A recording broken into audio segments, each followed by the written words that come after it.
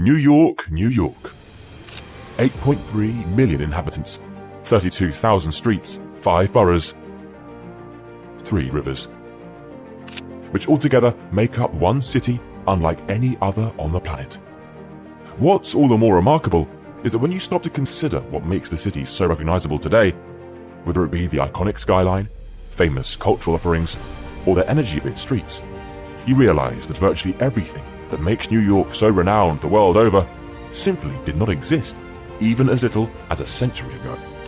That is because much of the city's history has been shaped by constant evolution, development, and renewal, which has transformed New York unimaginably over the years. But how did this city, which started off as a small outpost for European traders just over 400 years ago, evolve into the sprawling mega metropolis that it is today?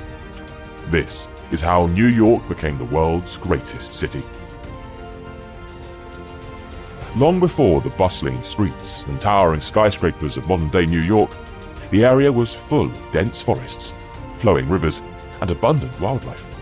The land itself was home to groups of Algonquin-speaking Native American tribes, chief amongst which were the Lenape people, who lived in harmony with nature, hunting, fishing, and cultivating the land in an undisturbed manner for some 8,000 years, until the arrival of the first Europeans. The European exploration and colonization of the Americas began in earnest at the outset of the 16th century, as navigators from nations like Spain, France, and the Netherlands sought out new trade routes to these newly discovered and resource-rich territories. In 1524, the Italian explorer Giovanni da Verrazzano, sailing under the flag of France, became the first European to set eyes on the shores of what would one day become New York Harbor. Verrazzano claimed the area in the name of France, although any attempt to follow this up with colonial settlement failed to materialize. It would be almost another 100 years before Europeans would return to the area, and it would be the Dutch who would ultimately leave the first lasting impression on what would eventually become New York City. In 1609, the English explorer Henry Hudson, who was in the employ of the Dutch East India Company, had been tasked with finding the elusive Northwest Passage, purported to connect the Atlantic and Pacific Oceans. Whilst on this expedition, Hudson sailed up the northern river of New York Harbor, which now bears his name in honor of his discovery. He claimed the land on either side on behalf of the Dutch Republic and, in the process, established a foothold for future Dutch settlement and trade in the region. The following decades saw Dutch trading posts established along the banks of the Hudson River, as well as others dotted along the coastline, stretching from the Delaware River to Cape Cod, which formed the wider territorial claims of the Dutch colony of New Netherland. Initially, these isolated dwellings and their occupants were focused entirely on the commerce produced by the fur trade, but in 1624, the Dutch West India Company decided to send a ship full of colonists to establish permanent civilian settlements in the region. They first landed on what is now Governor's Island, but were then dispersed amongst the chosen sites for settlement across New Netherland. A small group were disembarked on the southern tip of Manhattan, after it was decided to construct a fortification there to protect the entrance to the Hudson River and the valuable cargoes of the fur trade which passed upon it. With that, the foundations of Fort Amsterdam were laid out in 1625, and it quickly formed the epicenter of a new settlement which sprung up around it. New Amsterdam was born, and so too were the beginnings of New York City. Just to quickly pause for a moment and let you know that making these videos involves a lot of work on our side, from researching, script writing and animation, to editing and final composition. Although this is very much a passion project and something we truly love doing, it can, like any kind of work or aspect of modern life, take its toll on our mental health. There have been times when the pressure of meeting deadlines, the stress of ensuring the quality of our content, and the constant need to be creative have left us feeling overwhelmed and mentally drained. It's during these moments that we've realized the importance of prioritizing our mental well-being and seeking support when needed. Just like how we put in hours of effort to create the best possible content for our viewers, it's equally important to invest time and energy in taking care of our mental health. Whether it's taking breaks when needed, practicing self-care, or reaching out for professional help, we've learned that addressing our mental health is crucial for both our personal and professional lives. That's where BetterHelp, today's paid partner, comes in. BetterHelp is an online therapy platform that makes starting therapy easier and much less intimidating. With BetterHelp, you can have therapy sessions as a phone call, video chat, or even messaging, whatever is the most comfortable version of therapy for you. They can match you with one of over 1,000 credentialed therapists in their network based on your needs, preferences, and location, giving you access to a wider range of expertise than may be available in your city. If you feel like your therapist isn't a great fit, you can switch therapists with the click of a button in your settings at no additional cost. Join over 4 million people who've used BetterHelp to start living a healthier, happier life. Go to betterhelp.com/thisishistory or select This is History and sign up for a special discount off your first month of therapy. In the following year of 1626, with the hope of legitimizing their claim to the new colony, the Director General of New Netherland, Peter Minuit, purchased the land of Manhattan from a small band of local Lenape Indians in exchange for traded goods worth 60 guilders, roughly $1,000 in today's money.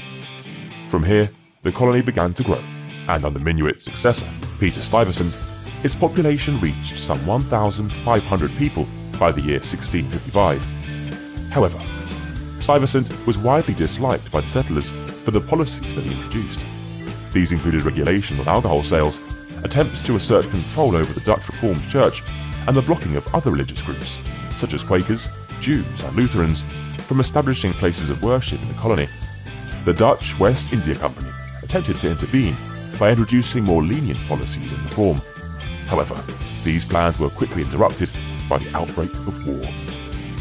In the latter half of the 17th century, the Netherlands was locked in a fierce rivalry with England to become the uncontested maritime and commercial superpower of the age.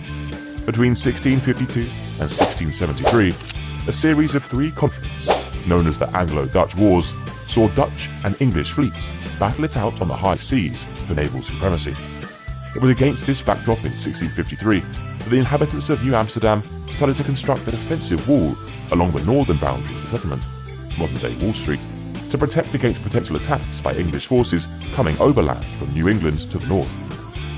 Nevertheless, despite their best efforts to deter any would-be attacker, in 1664, the English sent a small fleet to wrest the entire colony of New Netherland and its capital of New Amsterdam from Dutch control. Stuyvesant was unable to call on any resistance and consequently surrendered the city without a fight. The English renamed Fort Amsterdam as Fort James, and the wider colony of New Netherland, as well as the actual settlement of New Amsterdam itself, as New York, in honor of James, the Duke of York, who would later become the future King James II. New York briefly fell under Dutch control again in 1673, but was quickly returned to the English under the Treaty of Westminster in 1674, which ended the series of hostilities between the two nations. Under English rule, New York continued to grow and prosper, fueled by a thriving economy and a steady influx of immigrants arriving from Europe. The city, however, retained many of its citizens, institutions, and practices that were introduced by the Dutch, including the institution of slavery, which had become embedded in New York's economy through the shipment of slaves through the port.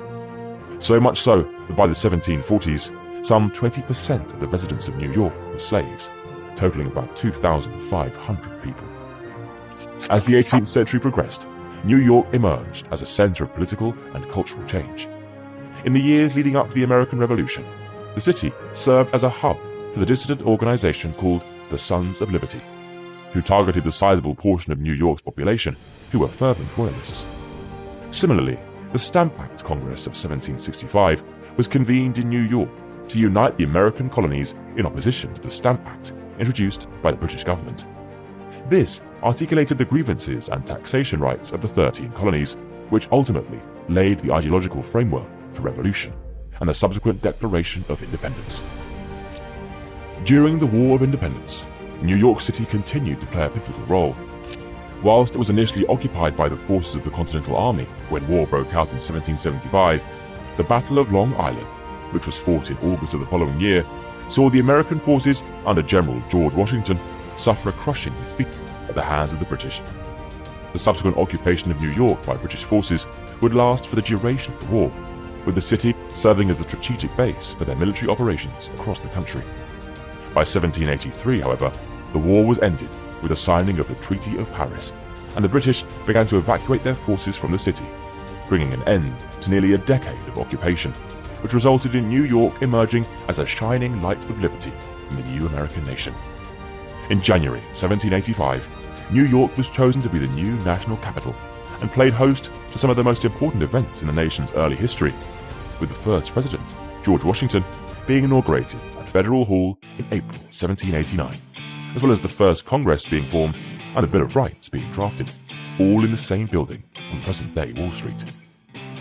With the dawning of the 19th century, New York had emerged as a global center of finance and banking, with Wall Street and Lower Manhattan being home to the Bank of New York, which was founded by Alexander Hamilton back in 1784, as well as the New York Stock Exchange, which was set up in 1792. Similarly, as the early 1800s progressed, New York continued to prosper as a center of trade and commerce, with the construction of the Erie Canal, linking the Great Lakes to the Hudson River and the Atlantic Ocean. Completed in 1825, the canal transformed New York into the nation's premier port, overtaking the likes of Boston and Philadelphia in both importance and capacity. As the city continued to grow in size, New York underwent a dramatic transformation as waves of immigrants from Europe and Asia swelled its population from 60,000 in 1800 to well over 500,000 by the middle of the century. Newcomers fleeing poverty, persecution, and political upheaval arrived in New York City in search of opportunity and a fresh start, thus transforming the city into a vibrant melting pot of cultures and ethnicities.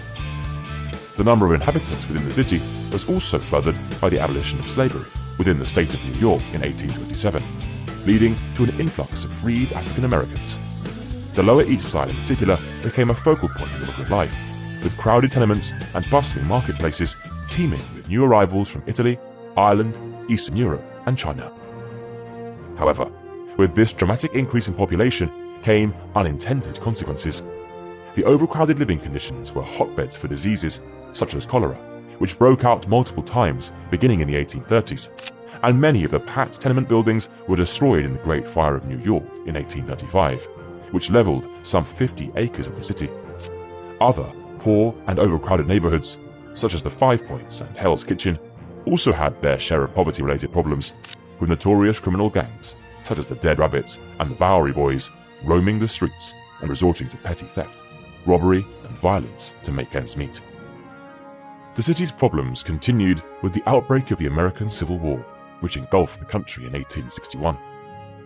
Although New York State was firmly part of the Union, the city's strong commercial ties to the South, coupled with its growing immigrant population and anger over conscription, led to divided sympathies. The New York draft riot of 1863 broke out over the resentment towards wealthy men being able to buy their way out of conscription, and the resulting 5-day riot marked one of the worst incidents of civil unrest in American history. Following the war, New York City entered somewhat of a cultural boom. Central Park, which opened to the public back in 1858, provided a green oasis and recreational space for all New Yorkers to enjoy. Meanwhile, the theaters of Broadway and the concert halls of Carnegie Hall played host to a dazzling array of performers and productions, cementing the city's reputation as the cultural capital of the nation. Similarly, New York saw the founding of several museums and libraries during this time, with the American Museum of Natural History being founded in 1869, the Metropolitan Museum of Art opening in 1870, and the New York Public Library being established in 1895. The increase in cultural offerings also saw journalism flourish, with newspapers like the New York Times, New York Herald, and New York World playing major roles in shaping public opinion, and the city itself becoming a national hub for the media industry. New York's continuing expansion further northward up the island of Manhattan, as well as development of connections into the neighboring towns over on Long Island, spurred the development of infrastructure projects, such as the Brooklyn Bridge, which was completed in 1883. Then, in 1886, perhaps New York's most iconic and defining landmark was gifted to the city by the nation of France. The Statue of Liberty was sited in the middle of New York Harbor and served as a beacon of hope to the millions of immigrants arriving on its shores, before many of them were to pass through the immigration office established on Ellis Island in 1892, and then onto new lives in America. The rapid scale of development within the city continued well into the following 20th century, with the New York City subway opening in 1904, connecting City Hall to Harlem and Brooklyn. The city's skyline also saw its share of development during this time, with the likes of the Williamsburg and the Manhattan bridges opening in 1903 and 1909 respectively. These feats were only outdone in scale by the competitive efforts of architects and developers who wished to build the tallest and most extravagant buildings in the world, which resulted in the iconic silhouettes of skyscrapers like the Woolworth Building, the Chrysler Building, and the Empire State Building, being topped off by the early 1930s, which proudly displayed the city's economic and architectural confidence to the world. Meanwhile, below ground, speakeasies and jazz clubs flourished during the city's era of decadence in the 1920s. Even though this coincided with the years of Prohibition, when the federal government outlawed the sale of alcohol, bootleg liquor and illicit entertainment flowed hand in hand. So much so, the city was estimated to have a proliferation of anywhere between 30,000 to 100,000 illegal clubs alone. The party times of the Roaring Twenties, however, came to an abrupt end with the Wall Street crash of 1929 and the ensuing Great Depression of the 1930s. Banks failed, businesses closed, and unemployment soared, leaving millions of New Yorkers finding themselves out of work and struggling to make ends meet. Many of the city's parks, including Central Park, became home to thousands of desperate people who constructed shantytowns named Hoovervilles, in an ironic jab toward the President Herbert Hoover for allowing their misfortune to happen. The situation for the city only began to improve with the outbreak of World War II in 1939. Although the United States would not enter the war for another 2 years, New York City found itself mobilizing for war as factories churned out tanks, planes, and ships for the Allied cause, while the city's ports and docks became vital lifelines for the transportation of goods across the Atlantic. When the US did finally join the conflict in 1941, many of its troops, sailors, and airmen found themselves embarking on huge ocean liners out of New York's docks that carried them on their journey to the front lines. The post-war years saw New York transform into the city that it is today. While many of the world's other great cities lay in ruins, New York emerged with new global prominence. It became the home of the United Nations headquarters in 1952 and inherited Paris's role as the center of the global art world, as well as becoming a rival to London's financial markets by the 1960s. Although during the 1970s, the city became notorious for its levels of crime and deprivation, efforts to modernize and rejuvenate saw many of the older pre-war buildings redeveloped or torn down to make way for modern glass and steel constructions, such as the World Trade Center, which was completed in 1973. Since then, like all cities, New York has continued to experience its fair share of trials and tribulations. What makes New York perhaps the greatest city in the world, however, is that no matter how many times it has been knocked down and set back, it has been able to pull itself back up and reinvent itself in such a way that perhaps many other cities of the world would struggle to achieve. Throughout its 400-year history, the city has constantly evolved and developed, time and time again, to the point now where it is completely unrecognizable from that small Dutch settlement that it started out as all those years ago.